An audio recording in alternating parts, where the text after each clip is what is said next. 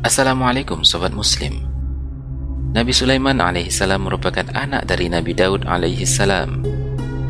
Usai Nabi Daud alaihissalam meninggal, Nabi Sulaiman alaihissalam menggantikannya mewarisi tahta dan menjadikannya sebagai raja untuk memperbaiki akhlak Bani Israel. Sejak kecil Nabi Sulaiman alaihissalam dikenal sebagai orang yang cakap dan memiliki kemampuan berpikir yang baik, terutama dalam mengambil keputusan. Allah memberikan kerajaan besar yang pernah ada di dunia untuk Nabi Sulaiman alaihissalam. Allah juga menganugerahkan Nabi Sulaiman alaihissalam sebagai raja manusia, binatang, dan makhluk gaib seperti jin dan setan. Beliau juga diberi kemampuan mengerti bahasa binatang. Kisah Nabi Sulaiman dan Ratu Balqis pastinya sudah tak asing di telinga kita. Sebelum kita lanjut, yuk di-subscribe, dan jika video ini bermanfaat, jangan lupa like dan dibagikan kepada orang lain.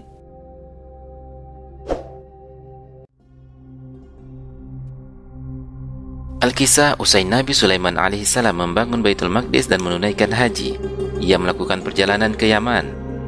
Sesaat tiba di Yaman, ia memanggil burung hudhud untuk mencari sumber air di tempat yang kering dan tandus. Ketika burung hudhud muncul di hadapan Nabi Sulaiman alaihissalam, salah satu dari mereka berkata bahwa telah menemukan sebuah kerajaan besar dan mewah di negeri Saba yang dikuasai oleh seorang ratu bernama Balqis. Burung hudhud berkata, "Saat aku melakukan pengintaian, aku menemukan sesuatu yang harus Tuan tahu. Aku melihat kerajaan yang megah dan dikuasai oleh seorang ratu yang sedang duduk di atas tahta bertabur permata berkilauan. Di sana aku juga melihat ratu dan rakyatnya tidak mengenal Tuhan, pencipta seluruh semesta yang telah memberikan kenikmatan dan kebahagiaan. Mereka tidak menyembah kepadanya, melainkan matahari." Mendengar perkataan burung hudhud, Nabi Sulaiman alaihissalam meminta pertolongan untuk memberikan sebuah surat kepada ratu istana tersebut, sebagaimana yang dikisahkan dalam Al-Quran. "Pergilah dengan membawa suratku ini, lalu jatuhkanlah kepada mereka. Kemudian berpalinglah dari mereka, lalu perhatikanlah apa yang mereka bicarakan." Quran Surah An-Naml ayat 28. Lalu Ratu Balqis pun menerima surat tersebut. Ia membaca isi surat yang entah dari siapa. "Dengan nama Allah yang Maha Pengasih lagi Maha Penyayang. Surat ini adalah dariku, Sulaiman. Janganlah kamu bersikap sombong dan menganggap dirimu lebih tinggi daripadaku. Datanglah sekalian kepadaku berserah diri." Selanjutnya Ratu Balqis memberitahu kepada para pembesarnya bahwa ia telah menerima surat dari Nabi Sulaiman, sebagaimana yang disebutkan dalam Al-Quran. Berkata Balqis, "Hai pembesar-pembesar, sesungguhnya telah dijatuhkan kepadaku sebuah surat yang mulia. Sesungguhnya surat itu dari Sulaiman dan kandungan isi surat itu adalah dengan menyebut nama Allah yang Maha Pengasih lagi Maha Penyayang." Quran Surah An-Naml ayat 29-30. Para pembesar-pembesar tersebut kemudian menyarankan untuk menemui Nabi Sulaiman dengan membawa pasukan. Namun Ratu Balqis masih ingin menempuh cara yang lain. Ia kemudian mengutus anak buahnya untuk mengirimkan hadiah berupa harta benda yang ia pikir Nabi Sulaiman alaihissalam akan menerimanya. Namun ternyata Nabi Sulaiman alaihissalam menolak hadiah yang diberikan. Akibat penolakan tersebut, berangkatlah Ratu Balqis menghadap Nabi Sulaiman dengan membawa pasukan yang sangat banyak. Mengetahui kalau Ratu Balqis akan datang, Nabi Sulaiman pun berkeinginan untuk menunjukkan kepada Ratu Balqis bahwa ia memiliki kekuasaan gaib. Maka Nabi Sulaiman alaihissalam bertanya kepada para jin, siapa yang sanggup membawa singgasana Ratu Balqis ke hadapannya sebelum ia datang berserah diri. Ifrit yang merupakan jin yang cerdik menjawab, "Aku sanggup membawa tahta itu sebelum engkau sempat berdiri dari tempat dudukmu."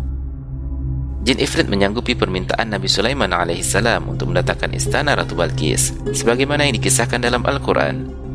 Berkata Ifrit dari golongan jin, "Aku akan datang dengan membawa singgasana itu kepadamu sebelum kamu berdiri dari tempat dudukmu. Sesungguhnya aku benar-benar kuat untuk membawanya, lagi dapat dipercaya." Quran Surah An-Naml ayat 39. Seketika singgasana Ratu Balqis sudah ada di hadapan Nabi Sulaiman alaihissalam. Sebelum kedatangan Ratu Balqis, Nabi Sulaiman alaihissalam memerintahkan para jinnya untuk mengubah sedikit bentuk dan warna tahta milik Ratu Balqis. Hingga datanglah Ratu Balqis menghadap Nabi Sulaiman alaihissalam. Ia tampak kagum dengan kemewahan yang dimiliki oleh Nabi Sulaiman alaihissalam. Namun ada sedikit kecurigaan pada tahta yang dimiliki Nabi Sulaiman alaihissalam. Ratu Balqis pun tampak heran. Bagaimana mungkin tahta ini mirip dengan apa yang dimilikinya? Padahal ia yakin sekali bahwa tahta-tahta tersebut masih berada di istananya sebelum mengunjungi Nabi Sulaiman. Kemudian Ratu Balqis dibawa masuk ke dalam sebuah ruangan. lantai dan dinding-dindingnya terbuat dari kaca putih. Ratu Balqis menyingkap pakaiannya karena mengira sedang melewati kolam yang besar. Lalu Nabi Sulaiman alaihissalam berkata, "Engkau tidak berada di atas kolam air. Apa yang engkau lihat itu adalah kaca-kaca putih yang menjadi lantai dan dinding ruangan ini." Ratu Balqis kemudian menyadari kelemahan dirinya terhadap kekuasaan Allah yang dipertunjukkan oleh Nabi Sulaiman alaihissalam. Hingga akhirnya Ratu Balqis berserah diri kepada Allah. Ia pun berkata, "Aku telah lama tersesat berpaling daripadamu, melalaikan nikmat dan karuniamu, merugikan dan menzalimi diriku sendiri. Aku berserah diri bersama Sulaiman kepada Allah, Tuhan seluruh alam." Kejadian ini pun diabadikan dalam Al-Quran. Maka ketika Balqis datang, ditanyakanlah kepadanya, "Serupa inikah singgasanamu?" Balqis menjawab, "Seakan-akan itulah dia." Dan Balqis berkata, "Kami telah diberi pengetahuan sebelumnya dan kami adalah orang-orang yang berserah diri kepada Allah." Quran Surah An-Naml ayat 42. Sejak bertobatnya Ratu Balqis, dikisahkan bahwa Ratu Negeri Sabak tersebut kemudian menjadi istri Nabi Sulaiman alaihissalam. Demikian sobat muslim, kisah pertemuan Nabi Sulaiman alaihissalam dengan Ratu Balqis dan surat Nabi Sulaiman alaihissalam kepada Ratu Balqis yang menjadi sejarah awal penulisan Bismillahirrahmanirrahim. Jika antum memiliki informasi lain untuk melengkapi kisah tersebut, silahkan komen di bawah. Jazakallahu khairan katsiran.